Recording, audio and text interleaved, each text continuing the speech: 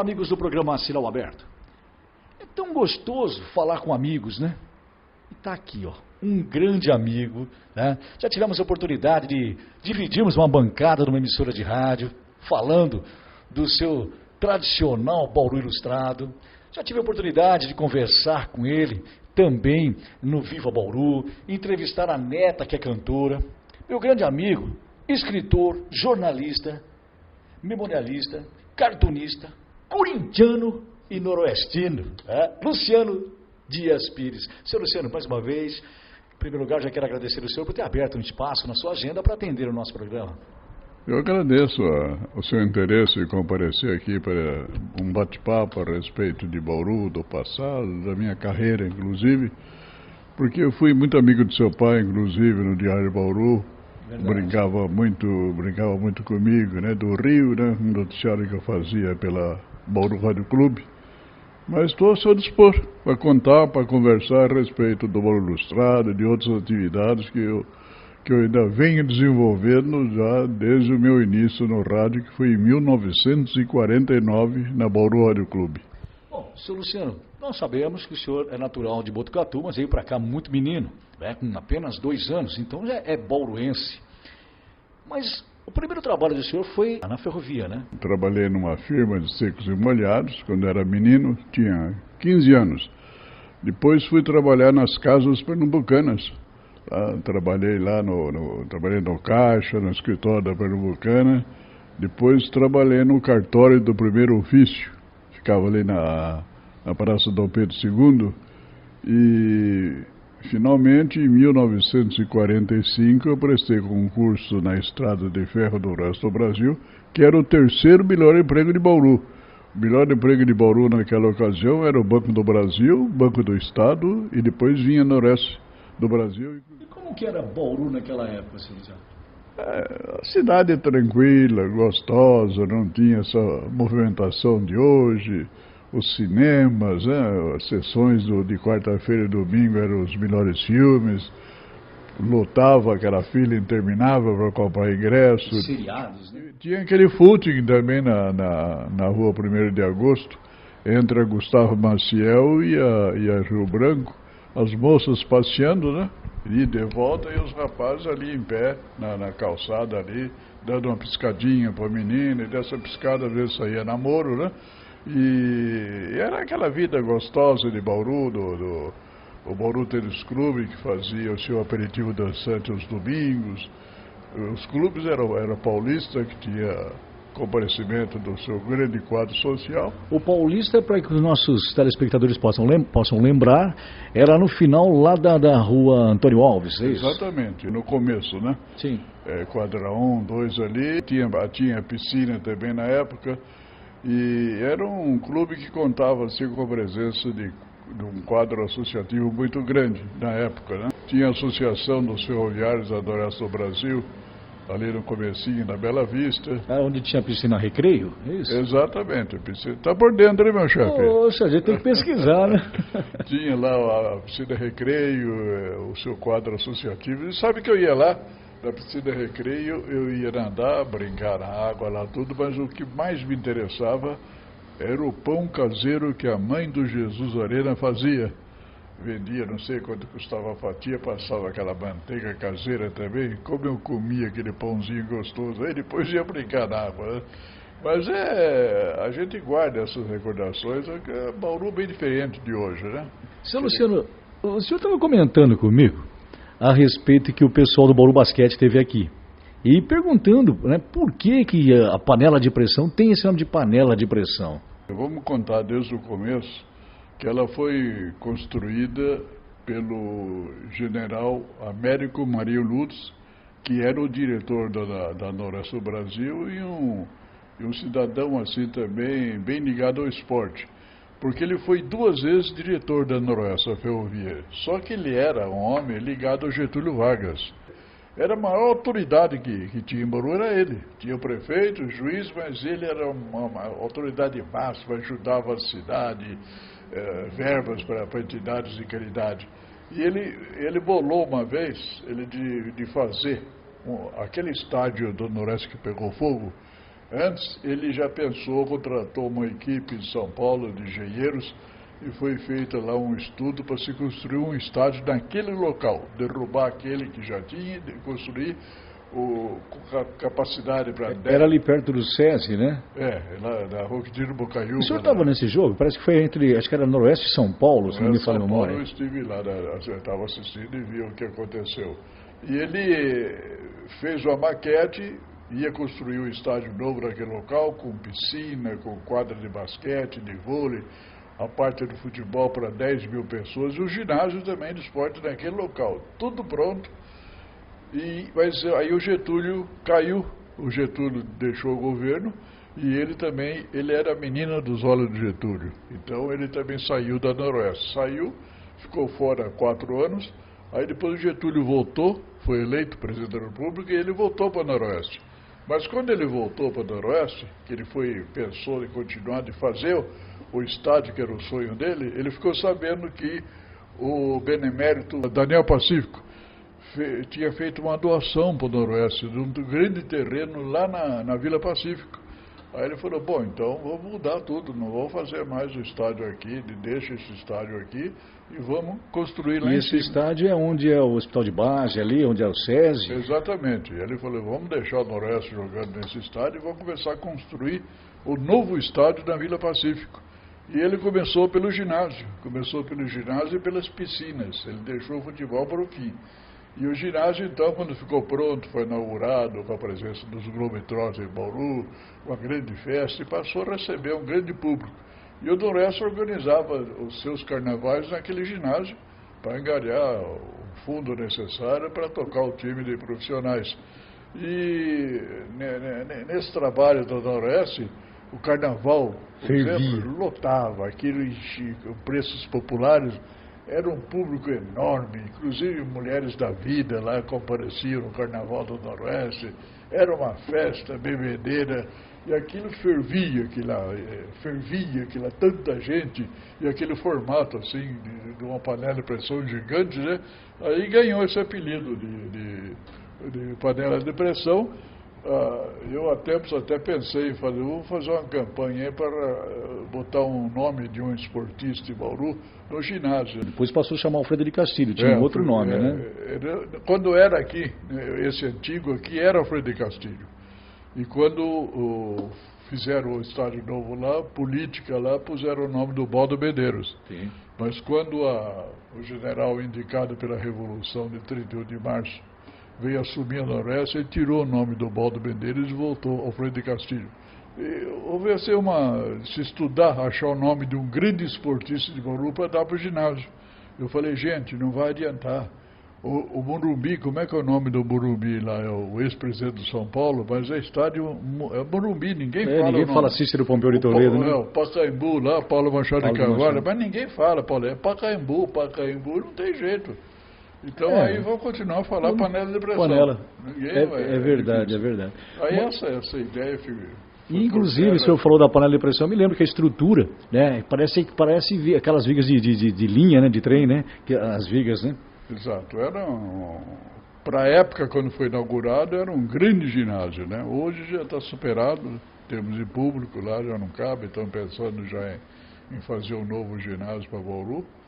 Mas ele vai prevalecer, vai valer o novo ginásio se continuar esse apoio ao basquete e ao vôlei, né?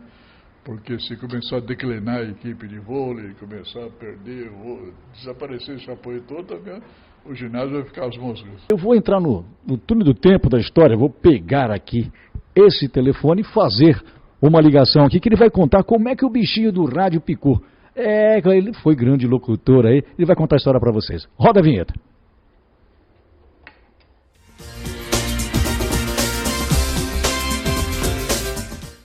É isso aí, gente, já estamos de volta, o nosso sinal aberto hoje, conversando com meu grande amigo, historiador Luciano Dias Pires, e através desse antigo rádio aqui, né, ele falava pela PRG8, a Bauru Rádio Clube, a grande PRG8, é isso mesmo, Luciano? Exatamente, a Bauru Rádio Clube começou a funcionar em Bauru em 1934, o outra realização do João Simonetti no campo da comunicação. Foi durante muitos anos, até 55, a única emissora de rádio de Bauru. Depois surgiu a Terra Branca, né? Mas, aliás, Terra Branca não, surgiu depois a Auriverde. E depois que veio a Terra Branca ou ao contrário, bom, isso não vai ao caso. Mas o senhor trabalhou, chegou a ter programas na Nova Rádio Clube, né? Em 1949, é o seguinte, eu sempre fui louco pelo rádio. Eu ouvi rádio. Eu gostei desse aqui. Esse aqui, quantos anos tem essa? O Capelinha, o estilo Capelinha, né? Eu tinha os locutores esportivos, eu sonhava ser locutor esportivo também, né? Fui trabalhar em São Paulo, pedi demissão no Noroeste e fui para São Paulo. Eu tinha vários parentes trabalhando na Bandeirantes, na Tupi e na Difusora e consegui um teste lá com o Homero Silva. Ele que começou o programa Papai Noel com a criançada, revelou a Hebe Camargo, revelou grandes nomes do rádio, o maestro Erlon Chaves. Eu estava lá sentado lá e meu locutor, que eu era um fã incondicional dele, fã de carteirinha, era o locutor esportivo Aurélio Campos. Era o maior nome da locução esportiva de São Paulo. Eu era fã desse homem e gostava de ouvir ele falar. Ele fazia um comentário segunda-feira, observando pelas antenas, era o comentário dele. O que ele falava era ordem no futebol, entendeu? E esse dia eu fui lá para Tupi, fiquei sentado lá no corredor esperando ser chamado. Aí eu vinha vindo passando lá a Hebe Camargo, mocinha, né? O Erlon Chaves, que futuramente foi um grande maestro. E de repente eu olho e vejo, vinha vindo Aurélio Campos. Eu falei, não, pelo amor de Deus, é o meu homem isso aí, né? Ele vinha vindo, ele passou por mim assim e falou, bom dia, jovem. Eu escorreguei na poltrona, quase caí no chão de receber aquele cumprimento daquele locutor que eu adorava, que sonhava com ele, entendeu? Mas aí eu fiz o teste lá, o Homero Silva estava muito compromisso naquele dia, e falou, você vai ler esse texto, ali é o microfone e tal, você vai ali falar. Eu falei, mas eu não vou, não, já vai direto, né? Aí fui direto, ele falou, você tem uma voz boa, uma voz grave. Impostação. Faz o seguinte, você treina bastante e daqui 6 meses me procura outra vez. Eu falei, 6 meses? Ora, se ele não tivesse morrido, ele estava esperando até hoje lá, viu? Passou 6 meses. Aí nunca mais voltei. Então, quando saí aqui de Bauru, pedi demissão da Noroeste, eu havia prestado um concurso interno também, de um cargo maior. Eu era praticante de escritório 9, aí prestei concurso para oficial de administração. Era um salário bem maior, mas aquilo demorava para chamar. Aí, nesses 2 anos, eu estava lá em São Paulo ainda, quando meus pais me escreveram dizendo que eu ia ser chamado para aquele concurso que eu prestei, e também o meu processo lá para construir a casa própria, para pagar em 20 anos, já tinha sido aprovado. Eu falei, então volto para lá, né? Aí eu deixei São Paulo, da rua Barão de Tapetininga, deixei São Paulo do Cinemetro, deixei o meu Corinthians do Parque São Jorge, né? E voltei para Bauru. Você ia no Alfredo Schuring, que era... Exatamente, a Fazendinha. Grandes jogos que eu fui assistir lá. Aí eu voltei para Bauru, assumi esse cargo na Noroeste, fui trabalhar no almoxerifado. Fiquei ligado ao Noroeste, diretoria do Noroeste, departamento de propaganda. Aí um dia eu falei para o pessoal da diretoria, gente, vamos colocar um serviço de som alto-falante no estádio, como tem lá no Pacaembu, pegar propaganda e benefícios do Noroeste e dar resultado dos jogos, né? Aí compraram toda a aparelhagem. E eu assumi aquele serviço de alto-falante. Aí um dia eu estava falando, acabei de falar, e um locutor da G8 pediu demissão. À noite, eram 2 locutores, à noite, cada dia, era um ping-pong, cada dia um que falava. Revezavam. Aí o Zé Fernando Amaral, o grande Zé Fernando Amaral, da Boranducu, falou para o Loli, pai do Paulo Sérgio, Loli, por que não leva esse cara aí que fala no alto-falante, nós fazer um teste? De repente ele aprova lá, já fica no lugar daquele que saiu. Aí eu fui convidado para fazer o teste. Ivo de Barros Vainardi era o locutor durante o dia, ele que fez a sabatina em mim, me deixou direto no microfone, anunciando música, lendo a propaganda. Aí um momento que eu parei um pouquinho, ele fez assim para mim, né? O dedão para cima assim, que estava me aprovando, e eu fui contratado pela Boulevard Clube. Então eu passei a trabalhar à noite, das 8 às 11. Às 11 a rádio fechava. Ela fechava às 11, só reabria no dia seguinte, às 7 horas da manhã. E eram 2 locutores, cada dia um que falava, ping-pong. E sabe quem era o outro que falava? O ex-prefeito Nilson Costa. Que há um tempão na rádio, comecei a lançar programas, né? Chegou em 53, quando o Noroeste subiu a primeira vez, eu lancei o programa na Para Frente do Noroeste.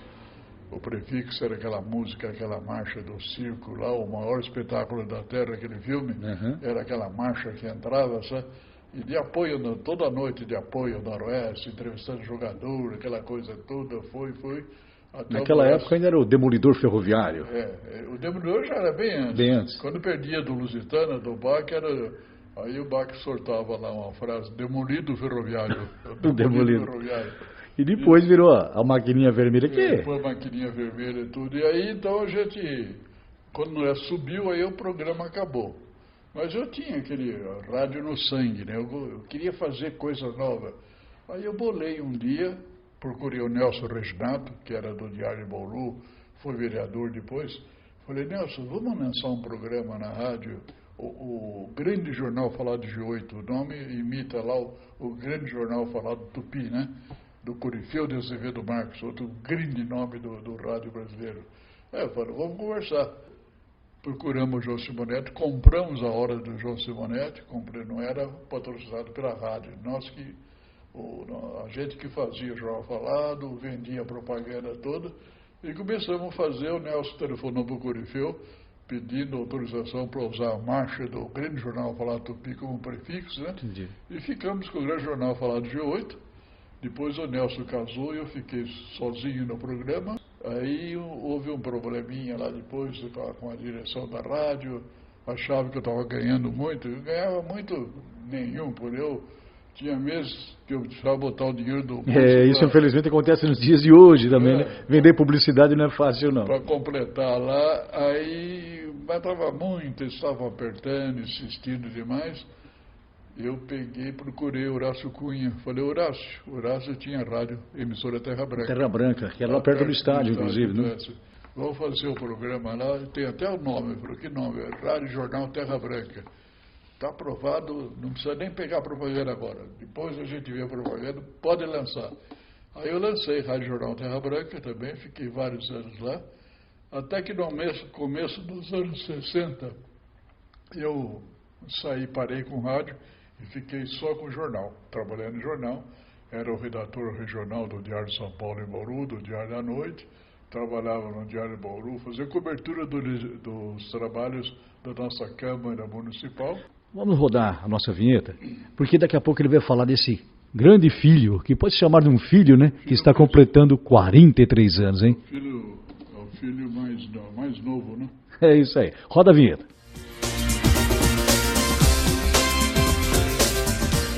Hoje o papo está muito agradável, conversando com um grande amigo. Luciano Dias Pires, e tem o filho, que é Luciano Dias Pires Filho. Eu podia chamar de Júnior, mas eu optou para colocar filho, né? Esse me puxou. Ele tem programa de rádio São Paulo. Sim. Ele tem lá, faz palestra no Brasil todo, entendeu? Ele tem... Paixão pelo Corinthians também? Isso é de cara, família. Não, casa é todo. Gente, seis netos corintianos. O cartão de visita dele tem que ter o emblema do Corinthians. Mas vamos falar do outro filho? Esse aqui, o Bauru Ilustrado, o BI, que é um suplemento que vai no Jornal da Cidade todo começo de mês.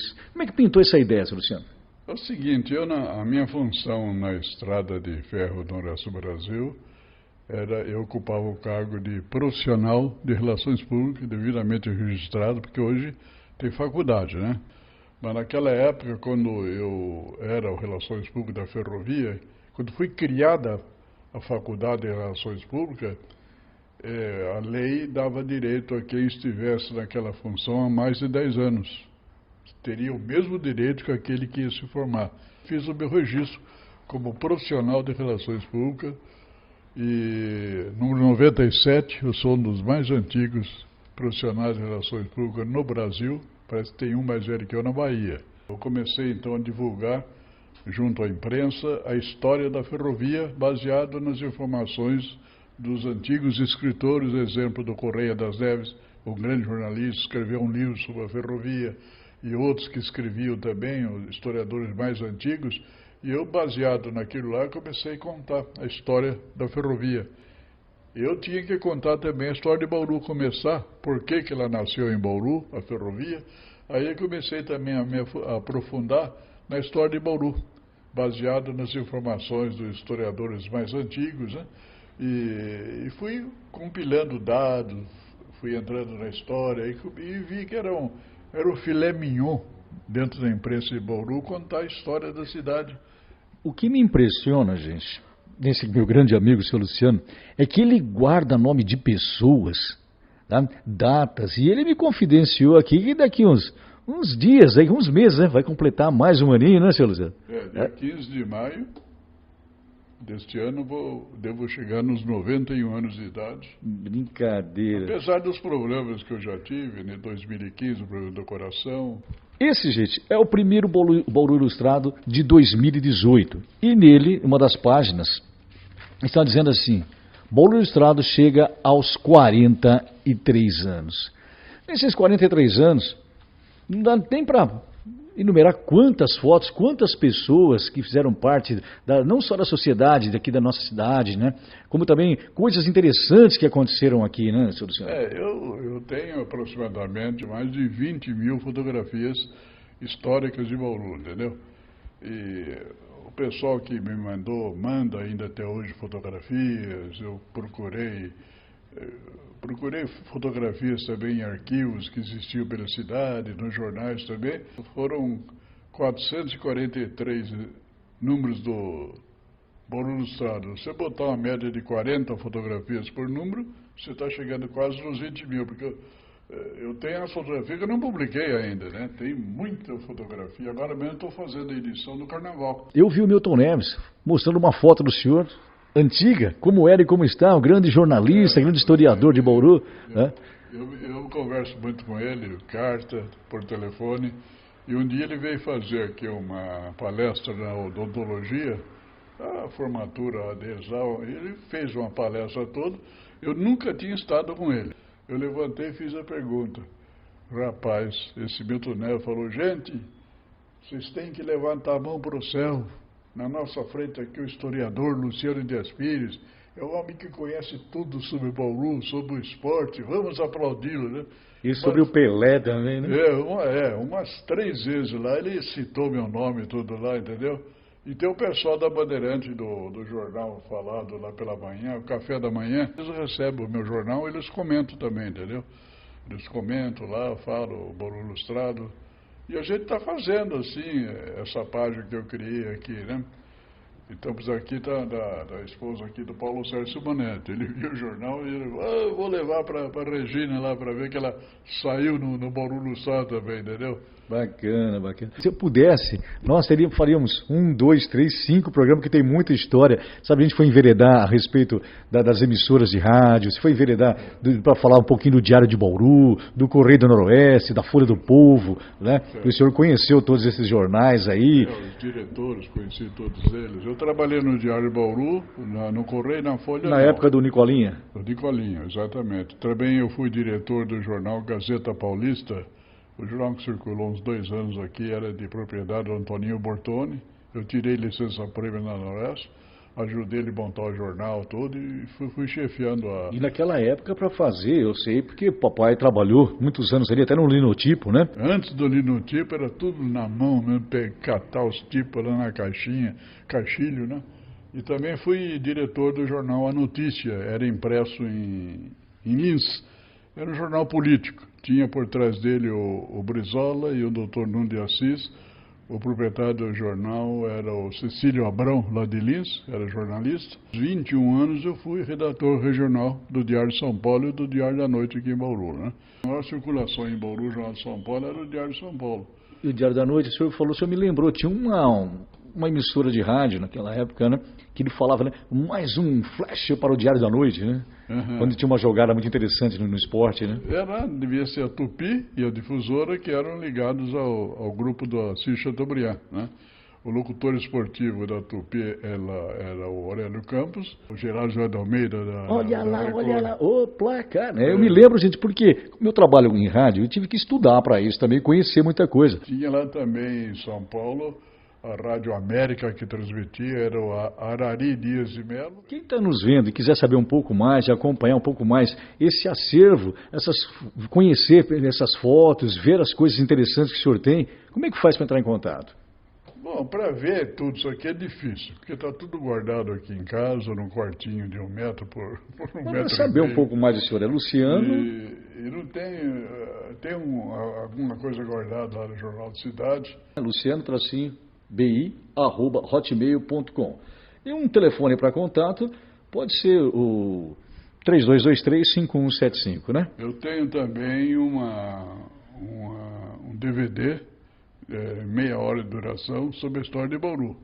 Então tem uma narração perfeita dele, muito bonita, tem muita música nesse DVD, posso ir lá fazer palestra e comentar e apresentar esse DVD, fica tudo à disposição dos interessados.